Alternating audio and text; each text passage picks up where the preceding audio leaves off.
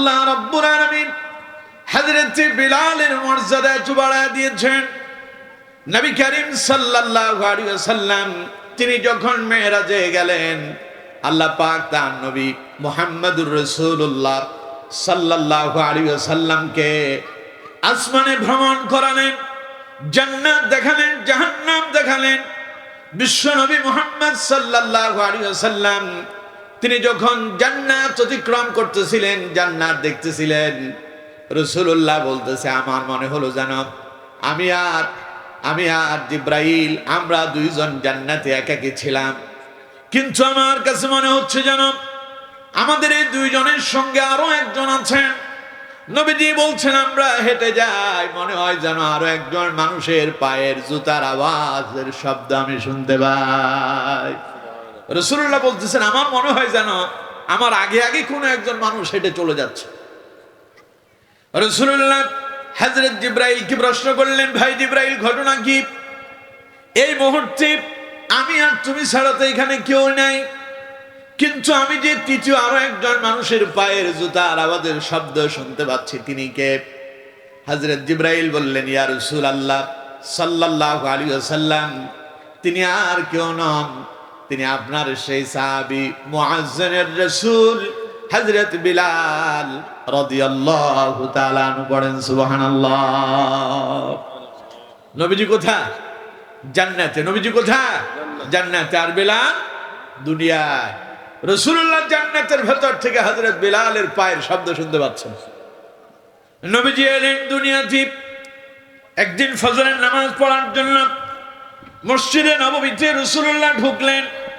হযরত বিলালকে দেখে নবীজি ডাক দিলেন, ইয়া বেলাল, তাল বেলাল এই দিকে আসো। হযরত বেলাল রাসূলুল্লাহর সামনে এসে হাজির হয়ে গেলেন।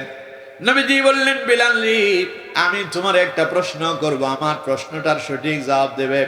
আচ্ছা বেলাল বলো তো দেখি, ঈমান কবুলের পরে তুমি এমন কি আমল করতেছো যে আমলের বিনিময় আল্লাহ তোমার জান্নাত দেবেন, এমন আশা তুমি করো?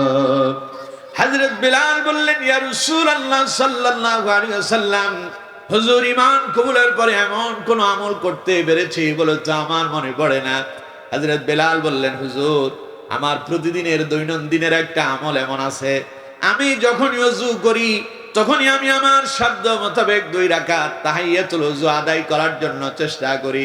নবীজি বললেন, বিলাল আমি নবী তুমি নবী না, আমি যা জানি তুমি তা জানো না, আমি যা দেখি তুমি তা দেখো না। বেলাল তোমার মর্যাদা আল্লাহ এত বাড়ায় দিল, তোমার ওই 2 রাকাত নামাজ আল্লাহর দরবারে এত মঞ্জুর হয়েছে।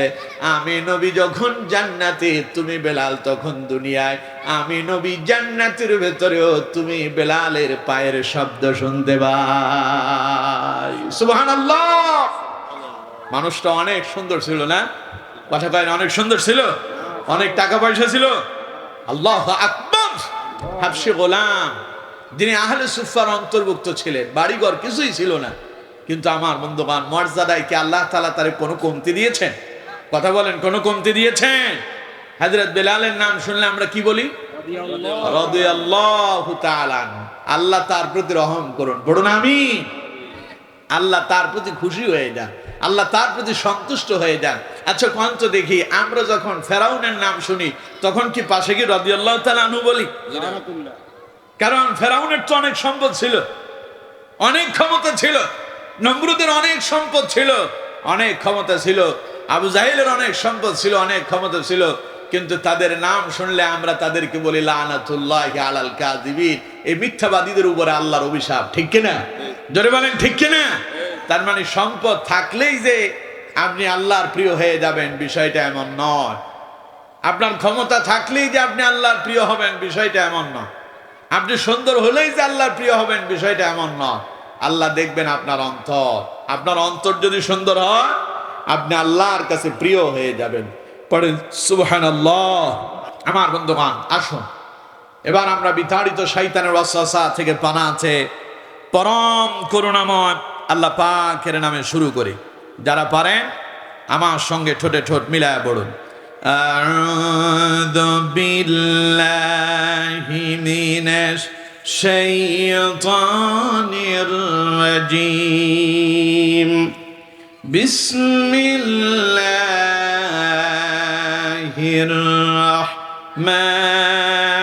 রহমানির রহিম قل إنما حرم ربي الفواحش ما ظهر منها وما بطن والإثم والبغي بغير الحق وأن تشركوا بالله ما لم ينزل به سلطانا وأن تقولوا على الله ما لا تعلمون صدق الله العظيم সম্মানিত বন্ধুগণ, প্রিয় ভাই সাহেব, আমি আপনাদের সামনে কোরআনুল কারীমের অত্যন্ত গুরুত্বপূর্ণ একটি সূরা সূরাতুল আরাফ থেকে একটি আয়াত কারিমা তিলাওয়াত করেছি। আয়াত নাম্বার হলো 33। এই সূরাতে টোটাল আয়াত সংখ্যা হলো 206টি। আমার বন্ধুগণ, প্রিয় ভাই সাহেব, সূরাটি কোরআনুল কারীমের ক্রমিক নাম অনুযায়ী 7 নাম্বার সূরা। সূরাটি রাসূল করিম সাল্লাল্লাহু আলাইহি ওয়াসাল্লামের মক্কার জীবনীতে নাজিল হয়েছে বিদায় এটাকে মাক্কি সূরা বলা হয়। আমার বন্ধুগণ, প্রিয় ভাই সাহেব, আমি আশা করছি আপনারা অত্যন্ত মনোযোগ দিয়ে আমার কথাগুলো শ্রবণ করছেন, ঠিক কিনা? আপনাদের মনোযোগ আছে? কোরআনের আলোচনা চলাকালীন সময় দুনিয়ার সব কথা বন্ধ থাকবে, আল্লাহর কোরআনের আলোচনা শুনতে হবে। আদেশ কার? চিল্লায় বলতে হবে আদেশ কার? কোরআন থেকে শুনুন, আল্লাহ পাক বলছেন, وَإِذَا قُرِئَ الْقُرْآنُ فَاسْتَمِعُوا لَهُ وَأَنصِتُوا لَعَلَّكُمْ তুরহামুন। আল্লাহ পাক বলছেন, হে পৃথিবীর মানুষেরা, যখন তোমাদের সামনে আমার কোরআন থেকে আলোকপাত করা হবে, তখন তোমাদের দায়িত্ব হলো ফাস্তামিউ লাহু, তোমরা চুপ হয়ে যাও, কথা বন্ধ করে দাও, হৃদয়ের কান খাড়া করে দাও, মনোযোগ দিয়ে হৃদয় দিয়ে আমার কোরআনের আলোচনা শ্রবণ করো। আদেশ কার? আরো জোরে বলেন আদেশ কার? এবার আমরা আল্লাহরে প্রশ্ন করি, আল্লাহ তোমার কোরআন শুনতে হবে চুপ করে মনোযোগ দিয়ে, এটা আমাদের লাভ কি হবে? আল্লাহ তাআলা বলছেন, ওয়াআনসিতু লাআল্লাকুম তুরহামুন। আশা করো যদি মনোযোগ দিয়া হৃদয় দিয়া মন দিয়া যদি আমার কোরআনের আলোচনা যদি তোমরা শোনো, আমি আল্লাহ রব্বুল আলামিন তোমাদের উপরে রহমত আর বরকত নাজিল করব। আল্লাহর রহমত আল্লাহর বরকত পেতে চান? কথা করেন, পেতে চান? তাহলে চুপ করে কথা শুনতে হবে। পারবেন তো ইনশাআল্লাহ? আল্লাহ তাআলা আমাদেরকে সেই তৌফিক দান করুন, আল্লাহ আমাদেরকে কবুল করুন, পড়ুন আমিন। আমার বন্ধুগণ, তাহলে আমি আপনাদের সামনে যে সূরা থেকে তিলাওয়াত করছিলাম, সূরার নাম সূরাতুল আরাফ। আয়াত নাম্বার কত? 33। এই তো মনে আছে। চালাক তো সিস্টেম করে আমাদের দিয়ে দুইটা কথা বেশি বলায় নিল। আল্লাহ তাআলা আমাদেরকে সঠিক লাইনে সঠিক পথে কবুল করুন, পড়ুন আমিন। আমার বন্ধুগণ, তাহলে একটি আয়াত তিলাওয়াত করেছে, আয়াত নাম্বার হলো 33। আসুন শুরুতে আয়াতে কারিমার সরল অনুবাদ শুনবো, তারপরে বিস্তারিত আলোচনায় প্রবেশ করবো ইনশাআল্লাহ। ওয়া মা তাওফীকি ইল্লা বিল্লাহ, সুবহানাকা লা ইলমা লানা ইল্লা মা আল্লামতানা ইন্নাকা আনতাল আলিমুল হাকীম। সকলে মুহাব্বতের সাথে পড়েন আমিন। আল্লাহ রাব্বুল আলামিন বলছেন, قل إنما حرم ربي الفواحش ما ظهر منها وما بطن। আল্লাহ পাক বলছেন, কুল নবী আপনি বলুন, ইন্নামা হাররামা, আপনার রব, ইন্নামা হাররামা রাব্বিয়াল ফাওয়াহিশা, বলুন আমার রব তোমাদের জন্য হারাম করেছেন আল ফাওয়াহিশা মা যাহারা মিনহা ওয়া মা বাতান। আল্লাহ হারাম করে দিয়েছেন, আমার রব তোমাদের জন্য হারাম করেছেন প্রকাশ্য এবং অপ্রকাশ্য অশ্লীলতাকে তিনি হারাম ঘোষণা করেছেন। ওয়াল ইসমা, এবং তিনি হারাম করেছেন পাপ কাজকে। ওয়াল বাগিয়া বিগাইরিল হক, অন্যায়ভাবে সীমা লঙ্ঘন করাকে তিনি হারাম করেছেন। ওয়া আন তুশরিকু বিল্লাহি মা লাম ইউনাজ্জিল বিহি সুলতানা, আর আল্লাহর সঙ্গে শিরিক করাকে তিনি হারাম করেছেন যেই বিষয়ে আল্লাহ পাক কোনো দলিল নাজিল করেন নাই। ওয়া আন তাকুলু আলাল্লাহি মা লা তা'লামুন, এবং তিনি হারাম ঘোষণা করেছেন আল্লাহ সম্পর্কে সেই কথা বলা থেকে বিরত থাকার জন্য যে জ্ঞান মানুষের নাই। আমার বন্ধুগণ, এই হচ্ছে আয়াত, এই আয়াতের সরল অনুবাদ। তাহলে এই আয়াতের সরল অনুবাদ থেকে আমরা কি জানলাম? আল্লাহ তাআলা তিনি হারাম করেছেন অশ্লীল কথাবার্তা, অশ্লীল কর্মকাণ্ড, সেটা প্রকাশ্য এবং গোপনীয়, এবং তিনি হারাম করেছেন গুনাহের কাজ, তিনি হারাম করেছেন অন্যায়ভাবে জুলুম করা, তিনি হারাম করেছেন আল্লাহর সঙ্গে শিরিক করা, এবং তিনি হারাম করেছেন আল্লাহ সম্পর্কে এমন কথা বলা থেকে বিরত থাকা যে সম্পর্কে মানুষের জ্ঞান নাই। এই হচ্ছে আয়াতের সরল অনুবাদ। তাহলে আজকের এই আয়াতের সরল অনুবাদ থেকে আমরা কি বুঝলাম? আমরা বুঝতে পারলাম আজকের আলোচনার মূল আলোচ্য বিষয় হলো এই, আল্লাহর পক্ষ থেকে কিছু নিষিদ্ধ বিষয় এমন আছে যেগুলো করা চূড়ান্তভাবে আল্লাহ পাক হারাম করেছেন। এই কাজগুলো থেকে আমাদেরকে বিরত থাকতে হবে। আমার বন্ধুগণ, আসুন এবার আমরা মূল আলোচনায়, বিস্তারিত আলোচনায় প্রবেশ করি। আল্লাহ পাক কি বলেছেন? আল্লাহ রাব্বুল আলামিন বলছেন, কুল, নবী আপনি বলুন, ইন্নামা হাররামা রাব্বিয়াল ফাওয়াহিশা মা যাহারা মিনহা ওয়া মা বাতান। আপনি বলুন, আমার রব আল্লাহ রাব্বুল আলামিন তিনি তোমাদের জন্য হারাম ঘোষণা করে দিয়েছেন অশ্লীলতা, বেহায়াপনা, নির্লজ্জতা, সেটা প্রকাশ্যে হোক আর গোপনে হোক, সকল প্রকারের অশ্লীলতাকে তিনি হারাম ঘোষণা করলেন। তিনি কে? সেটা চাই প্রকাশ্যে হোক অথবা গোপনে হোক। এখন প্রকাশ্য অশ্লীলতা কি এবং গোপনীয় অশ্লীলতা কি? প্রকাশ্য অশ্লীলতা হলো সেই সমস্ত বিষয়, যেমন গান, বাজনা, সিনেমা, থিয়েটার, ইফটিজিং, এগুলো মানুষ প্রকাশ্যে করে থাকে এবং এগুলোর মাঝে প্রকাশ্যে অশ্লীলতা ছড়িয়ে পড়ে, ঠিক কিনা? আর গোপনীয় অশ্লীলতা কি? গোপনীয় অশ্লীলতা হলো যেমন পরনারীর সাথে গোপনে প্রেম প্রীতি ভালোবাসা নিবেদন করা, অর্থাৎ অবৈধ প্রেম প্রীতি ভালোবাসা করা এবং পরকীয়াতে আসক্ত হওয়া, পাশাপাশি মদ এবং জুয়ায় আসক্ত হওয়া, এগুলো হলো গোপনীয় অশ্লীলতা। এখন আমি আপনাদেরকে প্রশ্ন করি, আমাদের দেশে এই প্রকাশ্য এবং গোপনীয় অশ্লীলতা আছে না নাই? আপনাদের এলাকায় তো নাই, আছে? শুধু আপনাদের এলাকায় নয়, গোটা বাংলাদেশে আজ অশ্লীলতায় সয়লাব হয়ে পড়েছে। আমার বন্ধুগণ, প্রকাশ্য এবং গোপনীয় অশ্লীলতাগুলো যখন রাষ্ট্র এবং সমাজের ভেতরে যখন ছড়িয়ে পড়ে, তখন একটা সমাজ দূষিত সমাজে পরিণত হয়, একটা সমাজ কুলুষিত সমাজে পরিণত হয়। ওই সমাজে তরুণ যুবক এবং যুবতীরা, ছাত্র এবং ছাত্রীরা, তারা কুকর্মের প্রতি আসক্ত হয়ে পড়ে। ফলে মানুষ অশ্লীল এবং মন্দ কাজের ভেতরে এমনভাবে জড়িয়ে পড়ে, গোটা সমাজ রাষ্ট্র এক কঠিন বিপর্যয় এবং বিপদগ্রস্ততার দিকে এগিয়ে যেতে থাকে, ঠিক কিনা? জোরে বলতে হবে, ঠিক কিনা? আমার বন্ধুগণ, তাহলে এই যে প্রকাশ্য এবং গোপনীয় অশ্লীলতা, এগুলো একটা মারাত্মক বেদী, মারাত্মক অপরাধ। কোরআনুল কারীমের অন্য জায়গায় আল্লাহ তাআলা এই অশ্লীলতাকে এত কঠিনভাবে তিনি নিষিদ্ধ করে দিয়েছেন।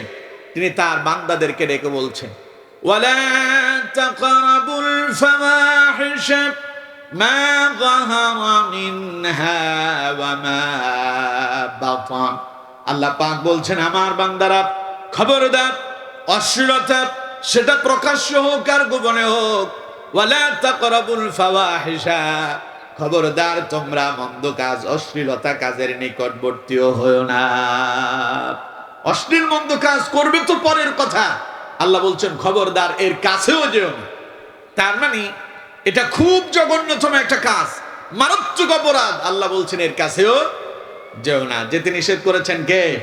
আরো জোরে বলতে হবে, যেতে নিষেধ করেছেন কে? এখন আমার বন্ধুগণ, আমরা জানি এটা অপরাধ, অশ্লীল কর্মকাণ্ড আমাদের করা যাবে না, কিন্তু জানার পরও আমরা অশ্লীল মন্দ কাজের ভেতরে আমরা জড়িয়ে পড়ছি। প্রিয় বন্ধুগণ, আমি আমার ছোট্ট গবেষণা, এই যে ভাইরা, এই যে আপনারা, এই যে আপনারা সামনে আগে আসেন, যারা বসে আছেন পেছনে আপনারা আসেন, আসেন সামনে আগে আসেন, আগে আসেন, আগে আসেন।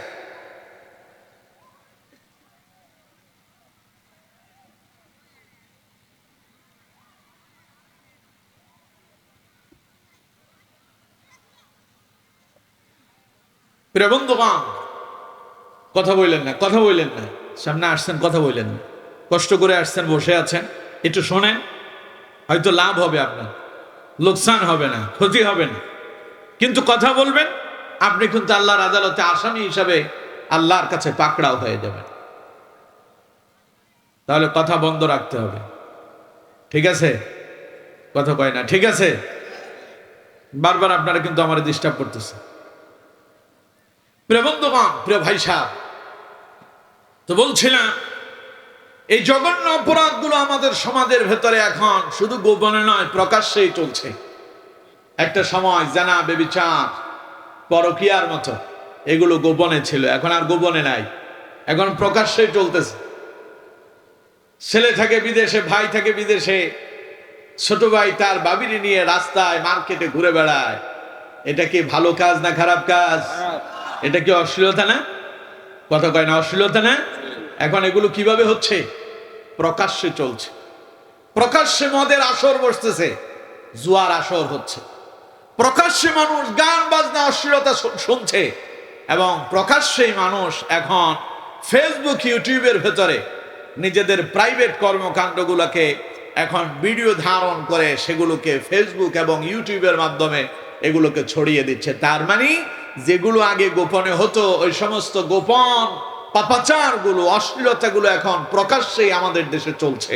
অথচ এটা পৃথিবীর দ্বিতীয়তম বৃহত্তর মুসলিম দেশ, যেই দেশের 90% মুসলমান যেই দেশে বসবাস করছে, সেই দেশে প্রকাশ্যে অশ্লীলতা চলছে। আমার বন্ধুগণ, আমি আমার ক্ষুদ্র গবেষণায় যা বুঝতে পেরেছি, এই অশ্লীলতাগুলো ছড়ানোর মূল কারণ হলো তিনটা। কয়টা? সবাই বলেন কয়টা? এই অশ্লীলতা তিন জায়গা থেকে তৈরি হয়। এক, পরিবার; দুই, সমাজ; তিন, রাষ্ট্র। এই তিন জায়গা থেকেই কিন্তু এই অশ্লীলতাগুলো তৈরি হচ্ছে। পারিবারিক অশ্লীলতা, পারিবারিক অশ্লীলতাটা কি?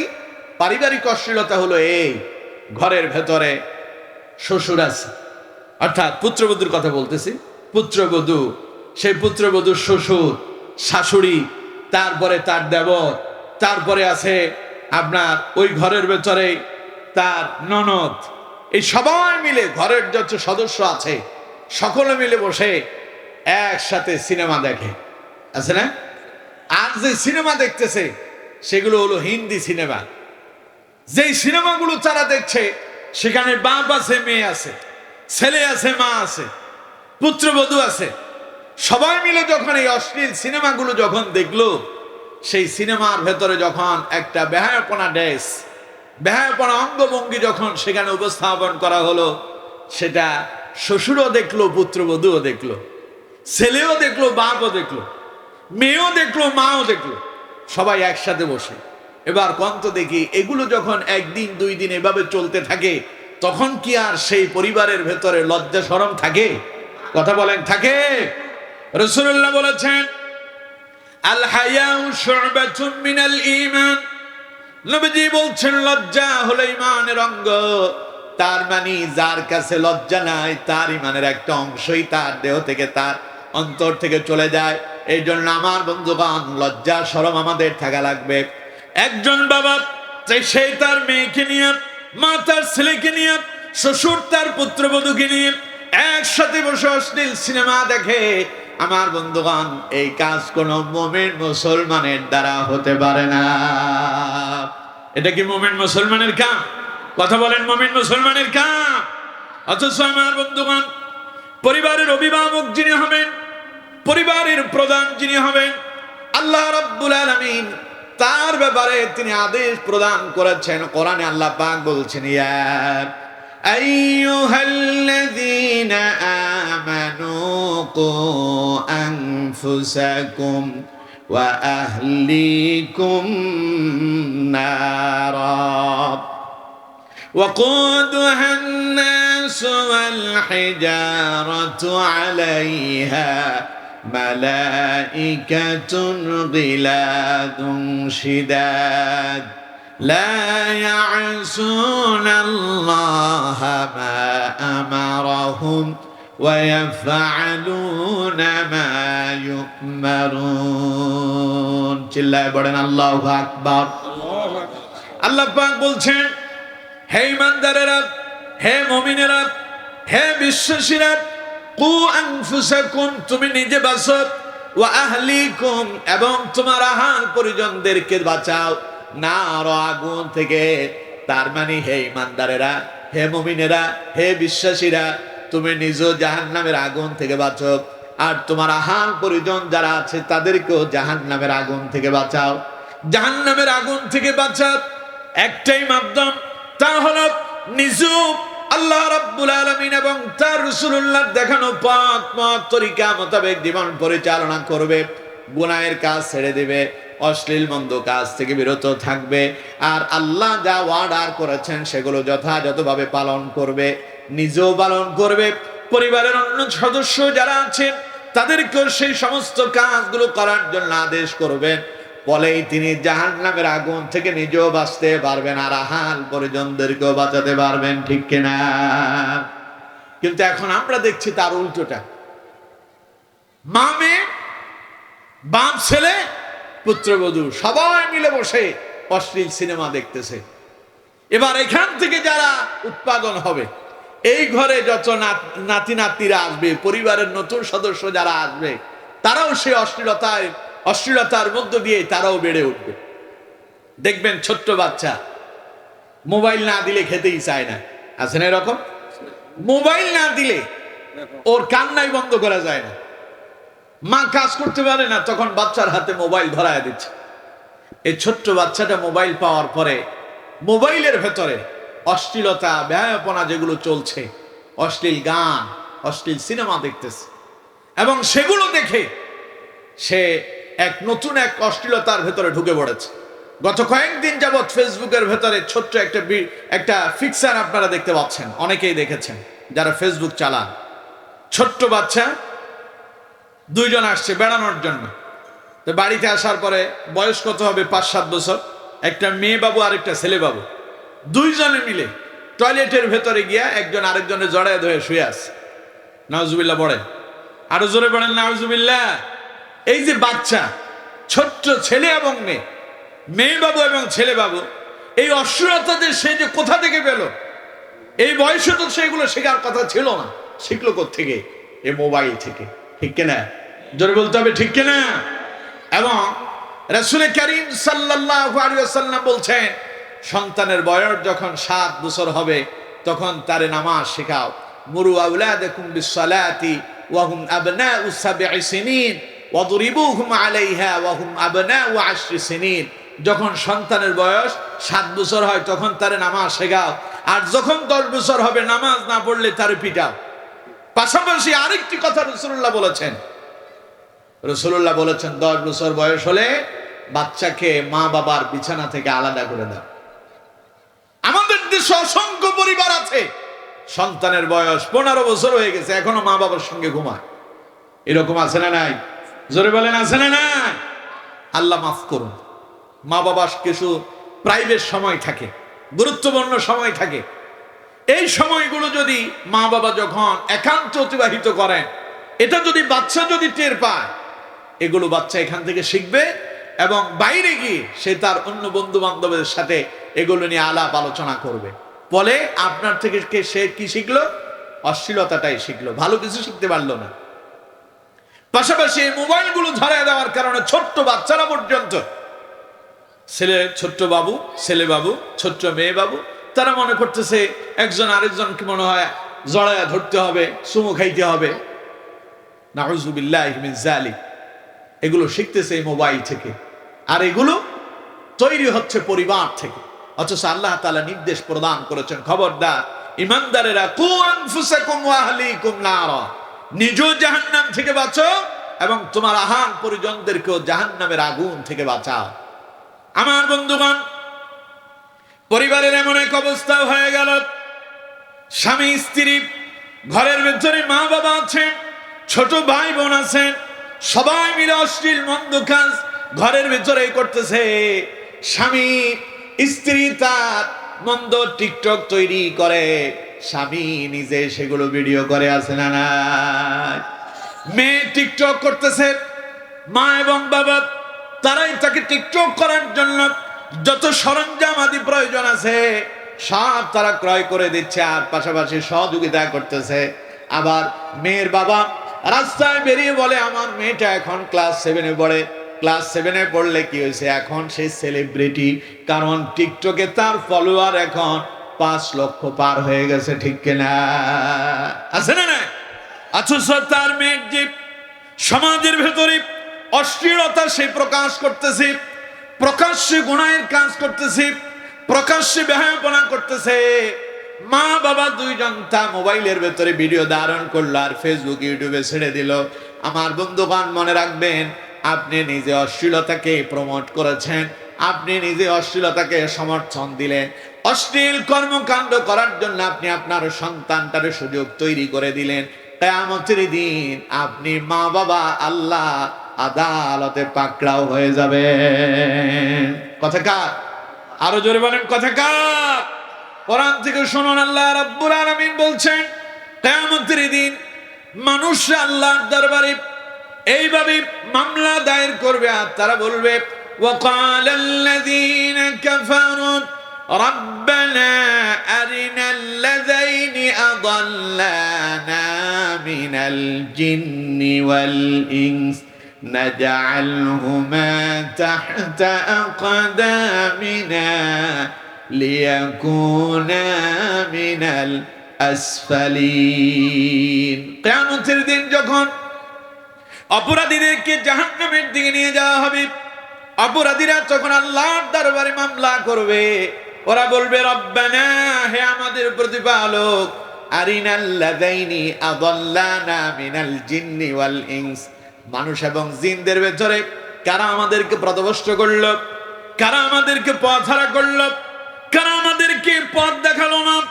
আমাদের ওই সমস্ত মা বাবাগুলোকে আমাদের সামনে নিয়ে আসো, যারা আমাদেরকে অশ্লীল মন্দ কাজ থেকে আমাদেরকে ফেরানো না, যারা আমাদেরকে দ্বীন ইসলামের কথা বললো না, যারা আমাদেরকে কোরআন শিখালো না, দ্বীন শিখালো না, ইসলাম শিখালো না, যারা আমাদেরকে পরকালের ব্যাপারে আমাদেরকে ভয় দেখালো না, আমাদের ওই সমস্ত অভিভাবকদেরকে আমাদের সামনে নিয়ে আসো।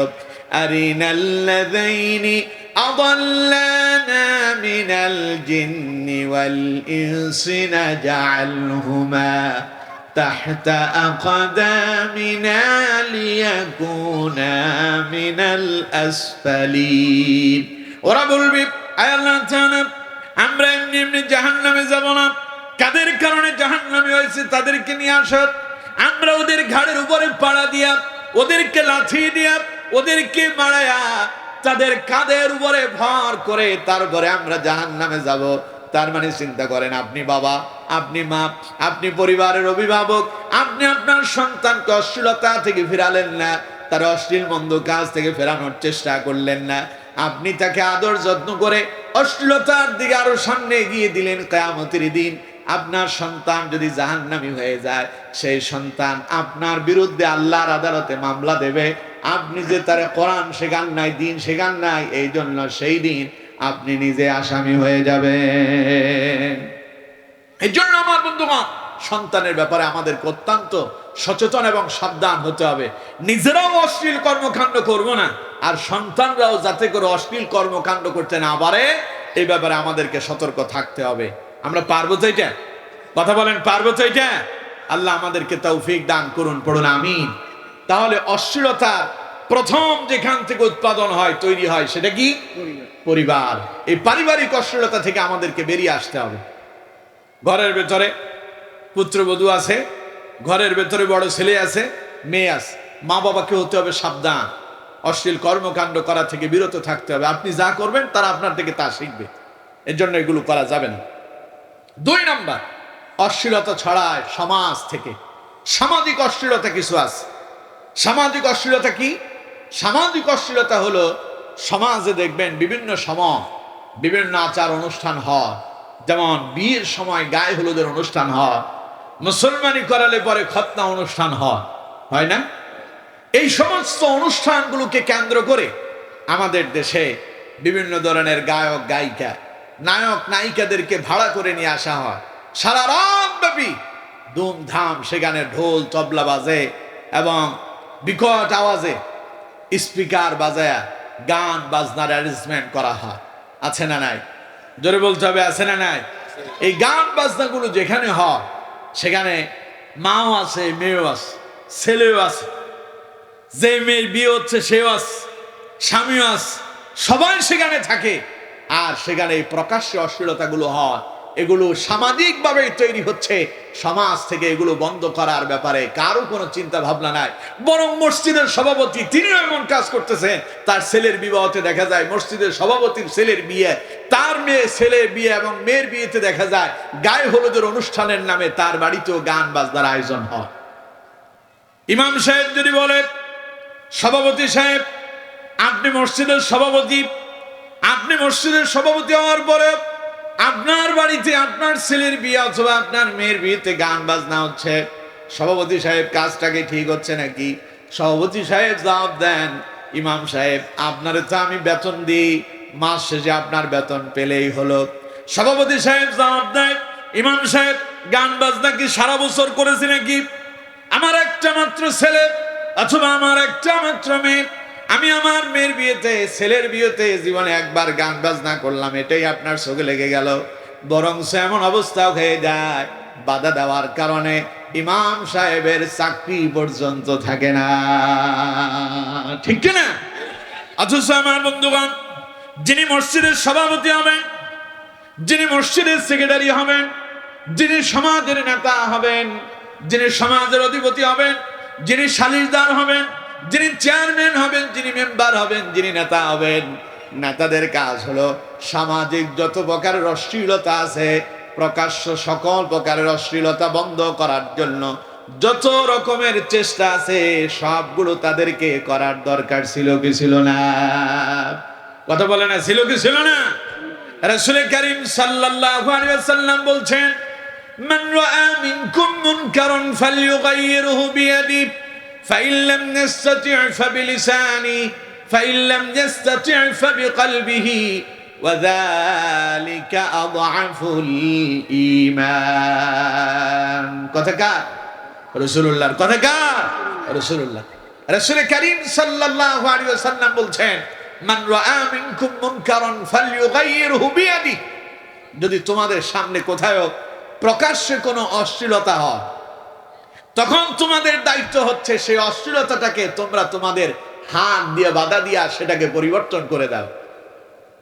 ফাইন লাম ইস্তাতি' ফাবিলিসানি, হাত দিয়ে সেটা পরিবর্তন করার মতো ক্ষমতা তোমার নাই, রাসূলুল্লাহ বলেছেন, তাহলে মুখ দিয়া প্রতিবাদ করে সেটাকে বন্ধ করার জন্য চেষ্টা করো। মুখ দিয়া প্রতিবাদ করার মতো তোমার সেই ক্ষমতা নাই। ফাইন লাম ইস্তাতি' ফাবিকলবি, অন্তরে অন্তরে পরিকল্পনা করো এই মন্দ কাজটারে কিভাবে বন্ধ করা যায়। এটা খুব ঘৃণিত কাজ, মন্দ কাজ, এটারে ঘৃণা করো এবং এটাকে বন্ধ করে দেওয়ার জন্য অন্তরে অন্তরে পরিকল্পনা তৈরি করো। ওয়া যালিকা আযআফুল ঈমান, যদি প্রথমটা হাত দিয়ে যদি বাধা দিয়ে সেটারে পরিবর্তন করতে না পারো, মুখ দিয়া প্রতিবাদ করেও সেটা যদি বন্ধ করতে না পারো, অন্তরে অন্তরে পরিকল্পনা করতেছো, বুঝে না তুমি হলে থার্ড ক্লাসের মুমিন। কোন ক্লাসের? কথা কয় না, কোন ক্লাসের? এখন আপনারা কি থার্ড ক্লাসের মুমিন হতে চান? ফার্স্ট ক্লাস মুমিন কারা কারা হতে চান দেখি হাত তোলেন। লিল্লাহি তাকবীর, লিল্লাহি তাকবীর। হাত নামান, আল্লাহ হাতগুলো কবুল করুন। ফার্স্ট ক্লাসের মুমিনের একটা উদাহরণ হলো হযরত ওমর ইবনুল খাত্তাব রাদিয়াল্লাহু তাআলা আনহু। কোন ক্লাসের মুমিন? সবাই বলতে হবে কোন ক্লাসের মুমিন? ফার্স্ট ক্লাস ভিআইপি মানের মুমিন ছিলেন হযরত ওমর ইবনুল খাত্তাব রাদিয়াল্লাহু তাআলা আনহু। আমার বন্ধুগণ, প্রিয় ভাই সাহেব, সে হযরত ওমর ইবনুল খাত্তাব রাদিয়াল্লাহু তাআলা আনহু তিনি এমন একজন মুমিন ছিলেন, ইসলাম কবুল করার পরে রাসূলুল্লাহ বললেন, হুজুর আর গোপনে ইসলামের দাওয়াত চলবে না, চলেন ওমর ইসলামে ঢুকছে, এখন থেকে প্রকাশ্যে ইসলামের দাওয়াত দিতে হবে। পড়েন সুবহানাল্লাহ।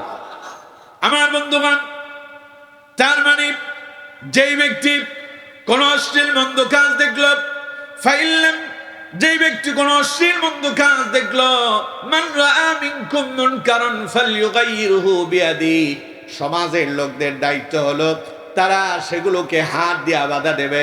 যদি গান বাজনার আয়োজন হয়, যদি সিনেমা থিয়েটারের আয়োজন হয়, কোথাও যদি মদের আসর বসে, কোথাও যদি জুয়ার আসর বসে, সমাজের লোকেরা একত্রিত হবে আর তারা তাদের হাত দিয়া ওটারে ভেঙে দেবে, আর সেটারে ভেঙে দিয়া অশ্লীল মন্দ কাজগুলোরে চিরতরে কবর দিয়ে দেবে। ঠিক কিনা?